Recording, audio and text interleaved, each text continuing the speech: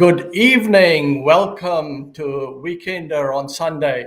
Wherever you are, good morning if you are overseas in India, or good afternoon. It's a great pleasure to have you join us this morning, evening, afternoon. My name is Sunil Kaushal, and I'm your host this evening here in New Zealand. This is a very interactive show where we would like your opinions. If you would like to have a say, it's a feedback show also. Do come online. There is a link on the top of our page for this session. Do click on that. There is a chat going on. Or if you have got some burning question for any of our visitors, our guests today, please do come into the lobby and ask them. Can I just make sure and also let you know that we just need questions that are relevant to what is being discussed. So thank you so much for joining us. It's a great pleasure to have you here today. So what's in store for us this evening for the hour? If you recall, on 17th of October 2020, New Zealand chose overwhelmingly the Labour government led by Jacinda Ardern.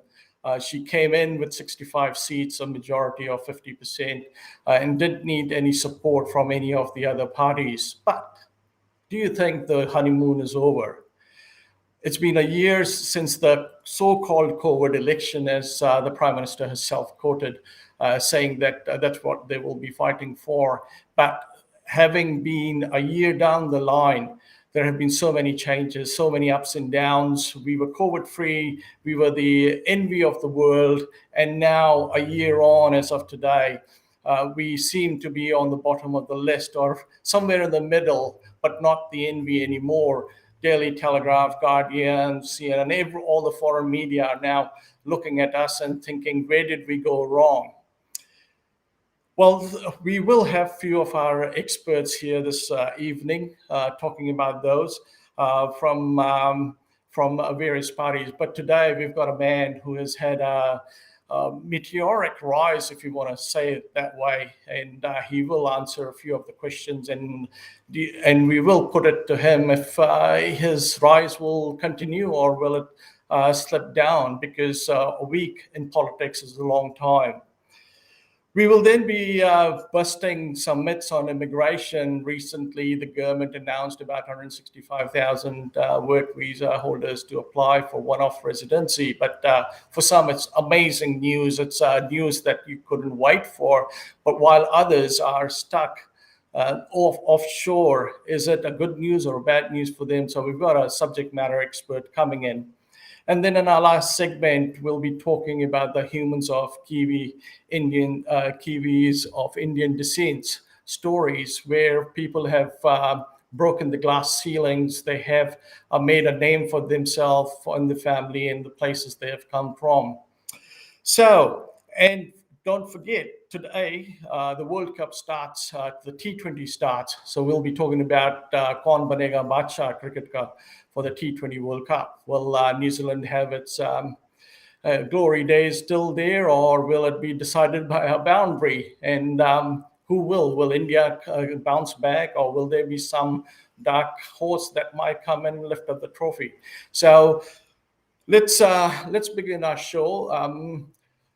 To give you a little bit background, the Association of Consumers and Taxpayers, or as ACT Party most of us know, has been in the news recently. Firstly, they celebrated 25 years of their existence, and also their leader, David Seymour, who has been a one-man band for the last 6 years, celebrated 7 years in Parliament.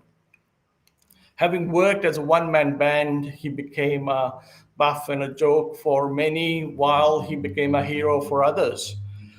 And in the last election to date, many of you will recall, if you don't, he brought in 9 more members of Parliament while still holding his seat in Epsom, and had a majority of 7.6%.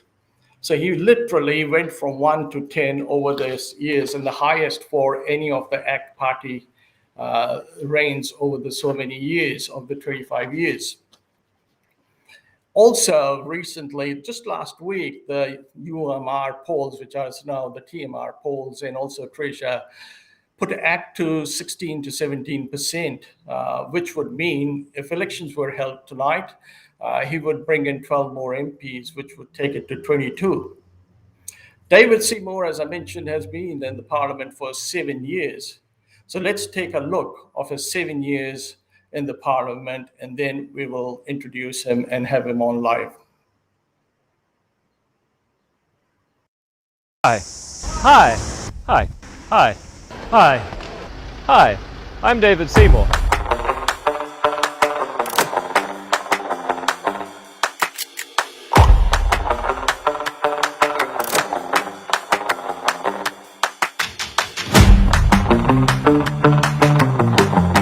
All you need is a grammar rugby jersey and a box of Stella Artois under one arm.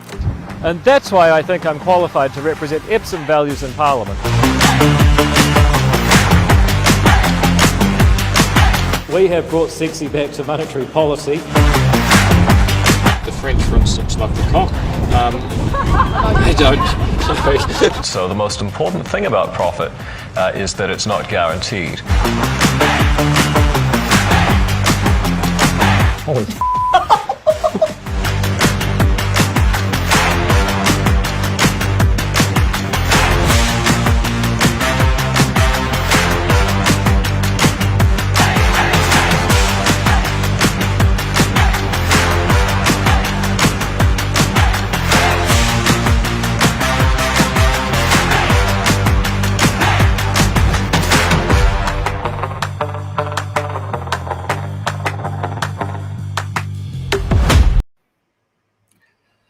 So that was a little bit about David Seymour, who has been in the parliament for 7 years. And that's a great pleasure to have you on board, David. Welcome to Weekender on Sunday. Great to have you. Hey, Sunil, and hello to everybody tuning in to Weekender on Sunday. I've got to say that's not the most serious video we've made, but I'm glad you used it anyway. Yeah, no, I thought it was great. It was the humorous side of you. I mean, we all know about your skills with the feet and dancing in stars and whatnot, But I think you would be happy with 17% at the moment. Yeah, we're very happy with the number of people that are coming to support ACT. I think people who like our style of politics, that we mean what we say, and what we say is always based on having listened to people, their concerns and aspirations, then trying to feed back a constructive solution to various problems. And we're also very much an aspirational party. We believe that the history of this country at its best is that people have moved to these islands from many different places for one reason, and that is to give their kids a better tomorrow. Now, if you stand up for those values, I think you're closer to the true spirit of New Zealand, but you also find yourself standing up for small business, wanting an education system that equips kids for the 21st century instead of kind of being a political project. You want to make it easier to build a home that's comfortable and affordable, and basically do a whole series of things that are about people's actions making a difference. That's why people have come here from many different places, many different times, but for that one reason. But David, you just mentioned that you are listening to people. Some would say you haven't listened enough. How are you listening to them? Well, let me just give you a few examples. As a local MP in Epsom, back in spring, I did 49 street corner meetings to go out and hear from people. And we had, literally hundreds, if not a couple of thousand people come out. And I always say that we do half the time is to hear from people, and half the time is to speak. So we're actually getting a balance there. Then we went out and we did several tours. We did a thank you tour nationwide to thank people for supporting us in the election. We did a free speech tour at the start of the year. And then we did our Honest Conversations tour. All together, we've done over 100 public meetings, separate to those street corner meetings. So in terms of just getting out and hearing people, I don't think any party can say that they do as much as we do. And then there's visiting businesses when we can. There's the feedback and response we get digitally. And there's going out and just talking to people on the street day to day. So, when it comes to being a party that is interested in hearing people's concerns and aspirations, I'd put it to you that there isn't another party at the moment that can match that record. Yeah, but David, that's all good, but what are the real actions? I mean, people would say, okay, that's all good, you're going out, etc. But what are the real actions? I mean, I would like to know what are the real actions that you say that you have done over your 1 year period? You've had 52 weeks to do something positive. Okay, certainly the results, 17% is spoken, but can you give me at least 3 examples that you have done so that we know? Yeah, well, let me just give you a couple of examples. I mean, the purpose of an opposition party is, first of all, to ask questions and keep the government accountable. The second is to put forward workable examples of a better way that the government should act. So if you take our COVID 2.0 paper, that's one of 3 substantial papers we've put out on the government's response to COVID-19. Now, our COVID 2.0, that was in March. Of the 15 ideas in that paper, we've seen 9 of them eventually be adopted by the government. I think that's pretty extraordinary for an opposition party. So you said 9. So what? I mean, can you give me at least one that government has taken up? Yeah, of course. You just have to ask, Sunil. So you look at the business travel network. We pointed out in March that Singapore was already starting to look at that. And what we've found is that just in the last couple of weeks, the government said, oh, okay, we'll let 150 business people start to work on the basis that they can go in and out of the country under special conditions. We think that's fantastic, but what would have been better is if they'd done it back in March. So, that's just a concrete example of something where we've raised the idea and they've come out with it. You look at something else on the holding them accountable. This idea of saliva testing, I was first to raise this in Parliament back in February. And it's funny, when I asked the Prime Minister about it, she said, oh, we're not using saliva testing, we're using PCR testing. Her understanding of the technology was so poor, she didn't understand that saliva testing is a different way of collecting samples to do PCR testing. So we actually brought that to the fore, and now it's become part of the public debate, and the government is now saying that they're rolling it out. And let me just give you one other example, and this is something admittedly that we did earlier, but I think it's highly significant. On November the 7th, it will be legal in New Zealand for people who are the most vulnerable in our community, those people who are suffering at the end of their life. They will be able to have the choice of assisted dying, just like people in Victoria, Australia, just like people in Canada, the Netherlands, Belgium, and about a dozen out of 50 American states. We New Zealanders will have that choice too if we're suffering badly, and that's by which I mean end-of-life choice, assisted dying, euthanasia, call it if you will.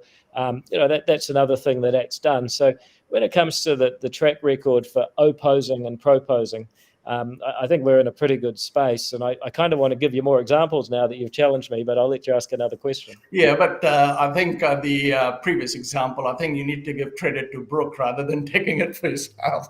She worked. That's okay. But look, you were the MP at that time. But isn't that a really good point though? That some people say ACT's just David Seymour, but actually, as you've just made the point. ACT is growing, and more of our MPs are becoming well regarded. I look at the work that James McDowell, who is someone who's worked as an immigration law. Yeah. Just hold on to James. He's for immigration again. I think we're really growing our influence here. Yeah, but look, before we go on to the next one, my other part or supplementary question to your first question was, do you think there is sustainability in ACT reaching more than 17%? Well, I think that we can go a lot higher. And the reason I think that is that all of the leading indicators that we're getting. So I look at the number of people that go to our website every day and give money to the ACT Party and become party members, which, by the way, is a really good idea. If you want to go along to act.org.nz and check out our policies and maybe join, give us some money. We're always grateful because we're opposed to taxpayer funding of election campaigns, but that means our funding is from people who want change. That's a really good indicator. Another really good indicator is what we're getting from our own market research. So when we research what people are thinking about, will they vote for the ACT Party, there's now 43% of New Zealanders who are open to voting for ACT. So, if we can get all of the people who are currently open to voting for ACT and convert them to vote for us, we'll be at 43%. Now, I don't think we'll get all of them, but it shows we can go a lot higher than 17. Yeah, sure. Thanks. Look, coming on to the next one, which was yesterday, and I read that, around vaccination. But do you think it was a publicity stunt by the government for their failures in vaccination? Oh, there's no question that it's a publicity stunt. And, I'm an electrical engineer by training, so I always go back to the hard numbers. First of all, it's not the second doses that matter. It's the first doses, because people who had a first dose will almost certainly come back for their second dose in time. So the question yesterday is, how did we go with the first doses? Well, they got about 39,000. In August and September, there were 20 days with more first doses than yesterday. So they say this is Super Saturday. It was the 21st best day if you count the thing that really matters. And the thing that really matters is how many people got a first dose rather than a second dose, which has to happen, but it generally will. It's getting the first dose that matters. And it's classic Jacinda playbook. She's very good at creating I guess she's very good at creating the imagery and the presentation, and they pulled out all the stops and they made a big effort to get that TV show up and get all the cameras out and all of the rest. But here's the real issue. Britain had its peak vaccination in March. America had peak vaccination in April. Canada had peak vaccination in June. We're now in October, and we're still not there. So I think it's really a stunt. And what the government should be doing is saying December 1st is Freedom Day. You don't have to get vaccinated, but it's highly recommended. And if you don't get vaccinated by Freedom Day, we're going to stop the restrictions. We're going to let people come back in. We're only going to isolate individuals who are at high risk of either getting or transmitting COVID. We're not going to lock down whole cities. And let me just can I give you one more thought? Here's the other thing they should do. The government has been absolutely obsessed with racializing the vaccination drive. So every day we hear this many Maori, this many Pacific, this many European. Well, hang on. There's one group of New Zealanders we haven't heard about, and that is what the government calls Asian New Zealanders. And by that, they mean Indian and South Asian, they mean Chinese, they mean Southeast Asian. But Asian New Zealanders, actually over 90% already for first dose. We don't hear enough about how well Asian New Zealanders have done. And we don't say, oh, it's so hard, there's cultural barriers, there's language barriers, it's really difficult, we just can't get it done. Asian New Zealanders take personal responsibility, got out and get it done, and we should be celebrating that a lot more, in my view. But so, about vaccination, what about those people who've already done their job but never got a freebie? Well, I think that's one of the unfortunate things. I think that you should actually have had a consistent policy of partnership where the government should have taken the model that we used for charter schools and said people in local communities know more about how to get people engaged than any bureaucrat in Wellington. And the next thing they should have done is said, we're going to give you X dollars to get somebody vaccinated. And if you want to use some of that to give freebies to get people along, then you can. I think if we'd done that, it would be a lot fairer. But it's too late for that now. I think from my point of view, I'm double vaccinated. I don't want a freebie. I want everyone else to get vaccinated. So David, but I can understand why people feel they haven't been properly rewarded. David, if you were in government, would you have a bipartisan approach if this was the case? If we were stuck with another unprecedented time or infectious disease, would you be considering having a bipartisan approach with all the government rather than making your own decision? Well, I think the thing about our political system and our court system, for that matter, is that they're adversarial.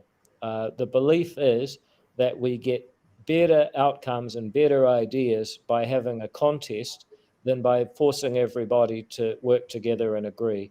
So I think, obviously I understand that people get very frustrated at the amount of bickering and the amount of criticism and argument in politics. But the alternative is where all the politicians agree.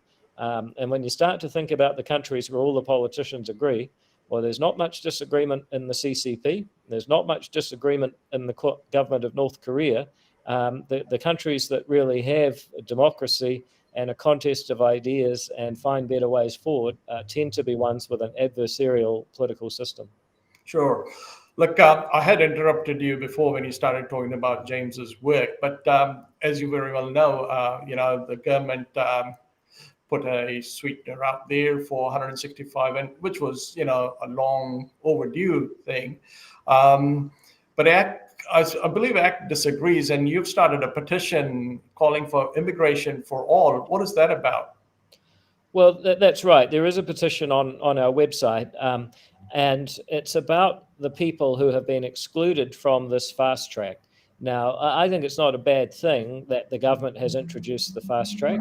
I think it would have been better if they'd had it under control a lot earlier, but here we are now. I think that there's a serious question about two groups of people. People on a student visa, even if they may have been on a work visa before, don't have that pathway to residency. And I think that's a real shame. In America, they always talk about the fact that people go to America, they go to Ivy League schools, they're some of the best graduates in the world, and then the US kicks them out.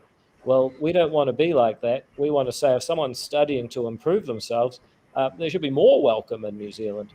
The second thing is there's people who, maybe gave up waiting for the New Zealand government to make a decision, yes, were forced to go home or had to go home for whatever reason, business, family, employment, whatever. Those people are also excluded. And so the only people that are able are people that stuck it out, waited for the government forever, and now they have a pathway through. So we think those extra groups should be included in this pathway. And we've got a petition to say as much. And I don't know if the government will listen. We've obviously raised a large number of ideas, not all of which the government's actually adopted. But, as an opposition, we can only ask questions and propose a better way forward. And I think if the government recognises how many people in the migrant community would like that change, then maybe they'll take action. Sure, thanks. 97 billion, you quoted the other day, that Grant Robertson has taken off in taxes from Kiwis. What taxes will you repeal if you came into power in 2023? Well, first of all, I just want to make an apology to the viewers. We made a mistake. It wasn't 97 billion in tax, it was 98 billion. So we actually forgot to round it up. But the point is, this is a record amount of tax taken by the government. It's for the period from June 2020 to June 2021. So in other words, it's that period where we got out of lockdown. People spent up large. They took in a lot more GST, a lot more income tax. There was a lot of inflation during that period, and the government got a lot of tax. We think that's wrong. We think that people need to be able to keep more of their own money. And our alternative budget, which we put out and released back in May when the government did its budget, ACT had its alternative. We said that 39 cent top tax rate, that's gone. It doesn't actually get much money for the government. What it does do is it punishes people on high incomes. What it says is, if you do everything we want our kids to do, if you listen to your teacher, study hard, get good grades, get qualifications, get a good job, save some money, invest it carefully, if you do all that stuff and you end up earning more than $180,000, guess what? We're not just going to keep taxing you, we're going to take even more. And I think that is opposite to the values of New Zealand. It's opposite to the values of the people that bring us here. The second thing we'd do is we'd take that middle income tax rate of 30 cents in the dollar. That's the rate you pay on every dollar from 48,000 up to 70,000. And we'd cut that one too. We'd cut that down to 17.5%. And that means that the average person on the average wage would keep about $2,000 more of their own money. And when you think about nurses, for example. We've got a huge problem with nurses that they can't pay them enough. We'd basically give them 4% extra through that tax cut straight away. But we'd do the same thing for police. We'd do the same thing for teachers. Anyone in that sort of salary band would get about $2,000. And I think that, when it comes to retaining and attracting those kinds of people, it's absolutely essential. Would you look at repealing the Bright Line test? Yeah, look, the Bright Line test was a mistake when it was introduced, and it should be gone. The national government introduced it for 2 years. And I said at the time, you introduce it at 2, they'll make it 5, then they'll make it 10. What do you know? The Labour Party gets in and they make it 5 years. Then the National Party says, oh, this is so terrible, it shouldn't be extended. Well, the ACT Party says, if you don't like taxes, don't introduce them. Because it was inevitable. Once it was introduced, it was always going to become longer. And again, it's a failure to address the real problem. The real problem in New Zealand with housing, it's too hard to build a house. And as long as there are not enough houses for the number of people that need to live in them, they're going to keep bidding up the price. Now, a tax on housing just means the government gets some of the share. The real solution is to fix the underlying problem. But David, if ACT was to be in power in 2023, would you, as an ACT party leader and as ACT party, and if you form a government, would you repeal the Bright Line? Oh, yeah, I thought I said that, yeah. Yeah, you would. Okay, cool, thanks. All right, and look, I know we've had just one more question that has come through. Would you consider being the Deputy Prime Minister or even the Prime Minister if you were elected in majority? Well, I definitely would, but it would be for specific reasons. It would be to achieve policy change. And it's all of those things that we've talked about in different ways already, plus a few more like education. You imagine someone who's not born that lucky. Picture that person in New Zealand. Do they have the opportunity to get a world-class education? Well, if you go to a Decile 1 school in New Zealand, the statistics say you probably won't. And I'm sorry to say it, but it's true. Will you live in a country where if you work hard, you have the opportunity to own a home of your own? Well, unless your parents can help you or you're on a very high salary, the way things are now, you probably won't. And will you be able to work in a business that is globally competitive, close to the technology frontier, doing interesting work with a high salary? Well, at the moment, the government is so fixated on making it harder to do business that right now you probably won't. So I want to be able to say, look, no matter how you're born, even if you're not born lucky, you get the best education in the world, you got a pathway to owning your own place, and you're in an economy that is dynamic and growing. At the moment, we've got a government that is doing almost everything it can to stop those things happening. And that's why I would like to lead, and that's what the kind of change I'd like to deliver. Thank you, David. And just before you go, what's the David Seymour's tip of the week? Oh, look, always vote for the ACT Party. If we reduce government waste and taxes just by 1%, that could really add up by the time you retire. It's the most valuable vote you'll ever cast. Thank you so much, David Seymour, ACT Party leader. Thanks for your time. We'll have you again in a month's time. Thank you. That was ACT Party leader David Seymour with his thoughts on various issues, immigration, vaccination, how ACT Party has done, and his tip of the week. And also interesting to hear that he would repeal the Bright Line test. Before we go on to the next segment, a 10-second break, and then we'll get the next expert online. So please stay with us. Thank you.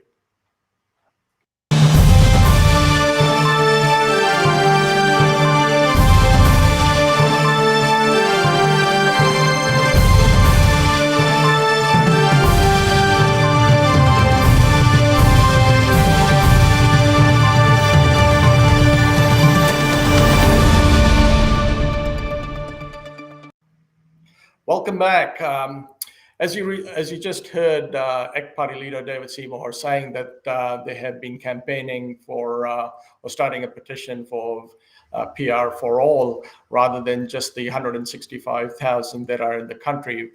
And in the recent days, there have been some confusion around various visas, who can apply, who can't apply. So what we have done today is we've got a subject matter expert who's going to join us shortly, who has been in the industry for a long time, and put some questions to him.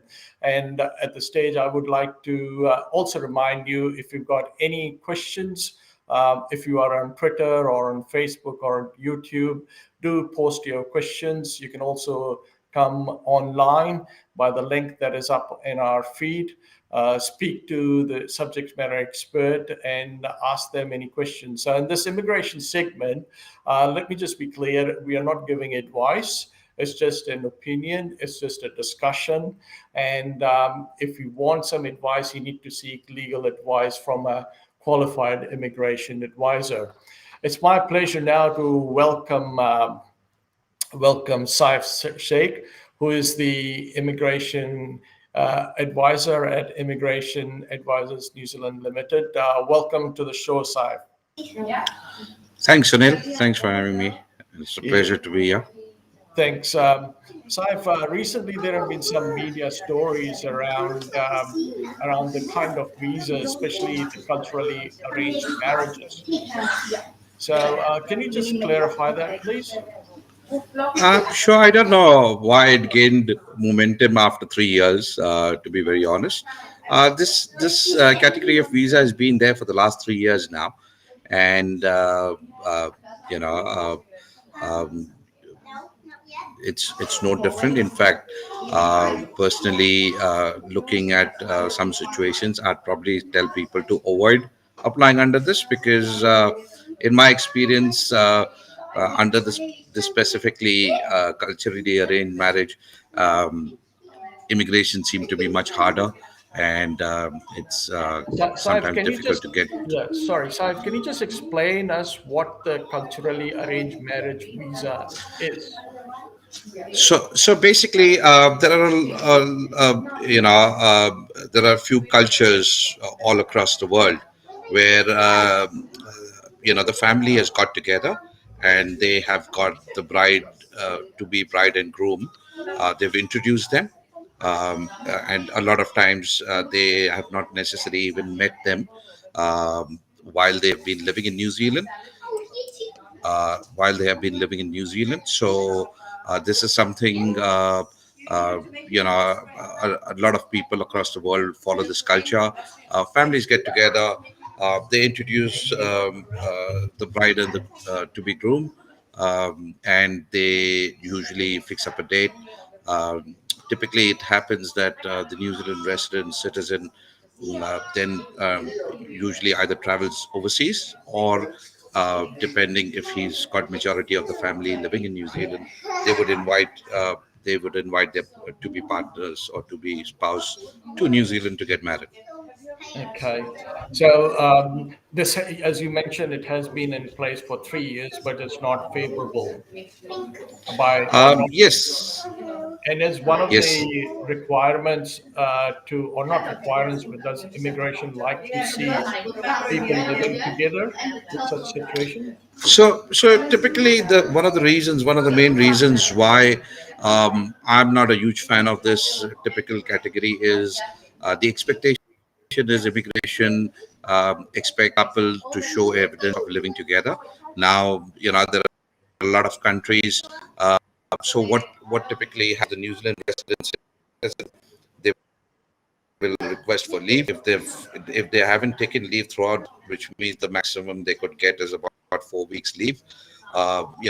Depending on your boss, you could probably stretch that out to about six weeks or so. The New Zealand resident citizen will fly overseas. Probably in following few days, the official wedding ceremony will take place. The fact is that they wouldn't necessarily have evidence like what immigration expect as a rental agreement for a place. So most of the times, the New Zealand resident citizen travels, is living with a family member or the extended family members back in their home country. The wedding ceremony takes place, and the couple start living together. So apart from a few wedding photos, or within that short span, if they're a short honeymoon trip together, apart from that, there is not really sufficient evidence the couple are able to provide during, as you can understand, between 4 to 6 weeks. A lot of countries, they have restrictions where a New Zealand citizen cannot open a bank account, or is extremely difficult for them to open a bank account in that country. It's the expectation to provide evidence, and the expectation to prove to immigration that they are in a genuine stable. It basically goes down to the discretion of the immigration officer. So, Saif, just one thing, if you can clear, and I hope you can do this for us. The immigration policies, who sets them? It's the policy advisors in the immigration, and obviously it gets signed off by the Minister of Immigration. So, so the policy advisor sets the immigration policy, and then it's that's right. sent to the immigration minister, who on the advice of his office Yep. signs it off. Is that right? That's right. is it That's true? usually how it works. So is it true to say that there's not much say from the immigration minister in that? To be honest, I have never been in that space to see exactly process what the process works. But the minister would have a say. If there is something which the minister feels Yeah. could be added or deleted, I'm sure that feedback would be given to the department. Yeah, the reason I'm asking you this is because, just like you've explained to us about the culturally arranged marriage visas, and in the subcontinent culture, and also from the Middle East, living together is not the thing, not the norm. And someone sitting here is making that policy, which is impacted. It's 250,000 Indians here in New Zealand, right? And then you've got people from, obviously from other countries. So let's say 500,000, right? All back together, whose culture doesn't allow to speak. So how do they make a policy that's generic and affects how everybody else? Is there a way we can, kind of influence change at that level? Well, I guess right now it's like I said, it's very rigid, very. The decision is based on the type of evidence that needs to be provided, but also I don't think there has been the background of the New Zealand resident or citizen that is traveling overseas has been taken into consideration, especially the amount of time. There have been so many instances where I've come across people because of the visa delays have lost their jobs in New Zealand. And a lot of them, they have their bills to pay, their mortgages over here. um, and the reality is, within 4 weeks, it is probably extremely difficult. So I guess there should be some kind of balance, some kind of some kind of understanding. At the end of the day, I feel if the applicant has has enough evidence to show that yes, this is a cultural thing, and has evidence to show that they have been communicating with their to be spouse before getting married, um, as long as the photos and other evidence indicate this is for a cultural norm has been followed. I feel a pragmatic approach could be taken, rather Sure. than emphasizing on the evidence of living together. Yeah. Um, Yeah. Saif, the other question was the 165,000 people that are in New Zealand that have been, offered. Can you just summarize us what that means? What is the new one-off policy, one-off visa that they mean? So basically, it's on. So when the minister made the announcement, the focus is on granting residence to people that are settled in New Zealand, which means that if you have lived in New Zealand for the last 3 years, you consider to be settled. If you are skilled, so which means either by your pay or your skills are scarce. These are the people that are eligible to apply for residence. Okay. And what about those who are kind of stuck offshore? Is there any room for them at all, or they are still in limbo? At this stage, there has not been a single word with people that are offshore. I have been added on a few WhatsApp groups and Facebook groups as well, and there is still uh, people who had initially intended to go on a short leave, have left all their belongings back over here in New Zealand. They're still over here. The employer is still willing to support them, just because there's been a huge skill shortage, and the employer has already put in a lot of training, a lot of resources have gone into that employee. So I have employers who are still willing to support their applications. I have a lot of overseas people who are still working online for the employers in New Zealand. But yeah, unfortunately, they are unable to come in, and unfortunately, they are unable to come in, and um, you know, there's not been a single word right now of what is the status or what lies ahead for these people. Sure. Thank you so much, Saif, for giving your expert insights into the latest immigration changes, and we'll surely have you on again. Thank you so much for your time. Have a It's great been a day. pleasure. Thanks, Sunil. Thanks for having me over. Sure. Thank you. We'll be right back in 10 seconds after this break.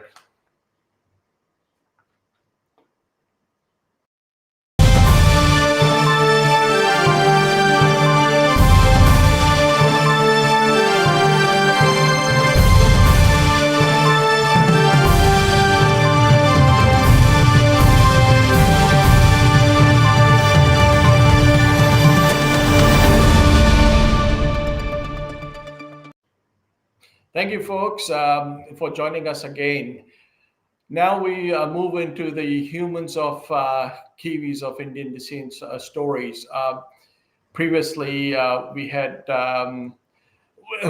informed you what we're going to do in this segment, and I'm joined by a very young sports enthusiast who's actually doing his PhD in refereeing. I have known him for a few years now. He's a great cricket player.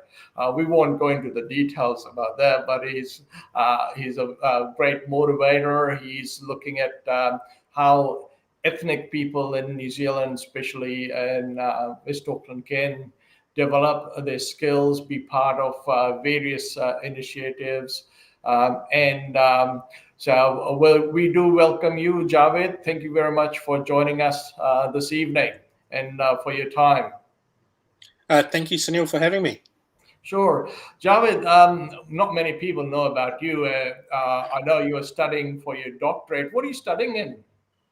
So I'm at Auckland University of Technology up here on the North Shore, and I'm exploring the experiences of early career rugby referees in New Zealand. So just a bit of context, I've been refereeing rugby for about 14 years now, after I stopped playing. So yeah, it's an interesting and it's a good experience. So what specific things are you looking into your research? And why rugby? So obviously rugby refereeing is kind of very close to my heart, and having done it for so long, it was really important for me to help create a better system for referees to come through. So we're really focusing on the internal and organizational behaviors and seeing how the organizations can better support referees, because I know many people don't take up the whistle because of abuse and the perceived levels of abuse towards officials, but we're really focusing on things that we can change quickly. And so through this research, there will be hopefully some stuff being changed throughout the system. This abuse that you're talking about, is it at the school level, kindergarten level, or big grade 1 level? What level? It's all over. I mean, we go to any sporting fixture, you go to Eden Park, whether it's the rugby or the cricket, everyone thinks, well, everyone has this perception that you walk in the door and you can have a crack at the official, and that essentially trickles down. So what we see is, the things that happen in Super Rugby and international games are then trickled down to our junior games, our college games, our first 15 games. And what happens is, these poor people that are volunteers, that aren't even paid, are getting abused and given grief for things that potentially are out of their control, or something that they haven't seen, because they're an individual rather than a team of 3 that they work on in bigger games. Sure. And when do you finish? Is it a 2-year degree or 3 years? So it's a 4-year PhD. I was hoping to finish December this year, but unfortunately, like everyone, COVID had a big impact on my studies. So we're looking at June 2022, and we're hoping that we get across the line by then. So heaps of work between now and then. That's great. Now, coming back to your professional daily life, what you're doing, tell us a little bit about that and what motivates you. Yeah, so I'm a community sport and recreation team lead at Sport Waitakere, which is a regional sports trust which supports the sport, physical activity, sport, active recreation and play sector across the Waitakere region. And I guess for me, I started there in a role which was trying to get Indians and Samoans playing lawn bowls, and that was a great way to start into, and getting our community into sports and physical activity that that's sometimes different, or something that we've always done at home but we haven't done since coming to New Zealand. And I think a cool little story, if I can digress a little bit, Sunil, is at the Shira Mandir down in Henderson, we were able to set up a satellite table tennis program for about 3 or 4 weeks, where people who didn't know where the table tennis club was in Henderson, actually Glen Eden, sorry, but they were able to go and play in a space that they were comfortable with. And similarly with our Muslim community, we were able to support them with getting their older citizens with a strength and balance program that's been running for about 4 years now, I think. So it's been really cool and really positive to have that influence on the community. Oh, that's great. And now turning to your cricketing world. So obviously no cricket this last year, I suppose. And this year it looks like the Auckland cricket season has been postponed. Is that right? Yeah, so at the moment, official communication says we're going to start 6th of November. But I think that's all dependent on government guidelines, and we'll see how that all kind of pans out. And you're playing grade 4, right? Or 5? I think we're 6th grade. We're the Mighty Apricots in 6th grade. Yeah, the Mighty Apricots, yes. We hail from Birkenhead, but we're all, half of us are Westies, but we play in the 6th grade competition. Oh, that's lovely. Now, moving on to what starts today is the Cricket World Cup. It's going to be interesting. I had a look at the program. It's really good to see, countries like Papua New Guinea and other, minor nations that you would not think of, playing against the likes of Bangladesh and Sri Lanka. Who do you think will go through all the way, and who are the players to look for? Yeah, I mean, before I kind of get into that, PNG, they've been so good in this East Asia Pacific group for such a long time, and so they've been well deserving of this crack. And so I'm keen to see how they go, and in terms of how Afghanistan made that step up. So In terms of going the whole way, I mean, there's on any given day, there's so many teams that can win the competition, right? And I mean, you look at teams like the West Indies who have got some great players that you can have a look at, and how are they going to go? I mean, New Zealand is always good on their day, and then you can't put it past against the South Asian teams. India, you've got Australia, England, so there's so many good teams going out there that it's really hard to pick a winner. But I mean, for most of us, it's either New Zealand or India potentially on this call. So here's hoping that we kind of get across the line in those spaces. Do you think Kane's injury will play a big part? He might withdraw later on, or?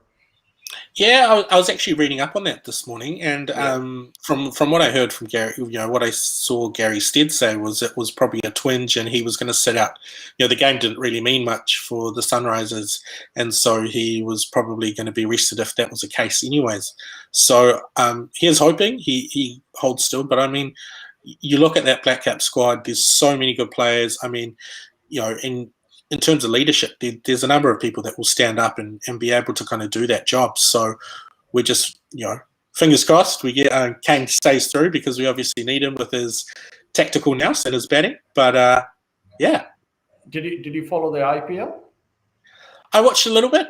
Unfortunately, not too much. It's a bit of with a young child. It's a bit hard to kind of be on top of sport while you're trying to look after a young child. But yeah.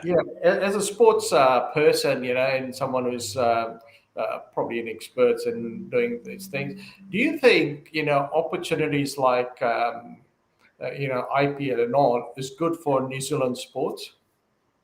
Oh yeah, definitely. It is huge. I mean, the step up in terms of competition from playing in our local Super Smash to going against great world-class players is huge. I mean, how many times do you get to play in the Super Smash against the likes of Kohli or Sharma or the likes of Rashid Khan, and I mean the likes the rest of them. So I mean, it is a huge opportunity, and I'm interested to see how that experience is going to be for the better, especially sort of the bowlers in terms of Jameson.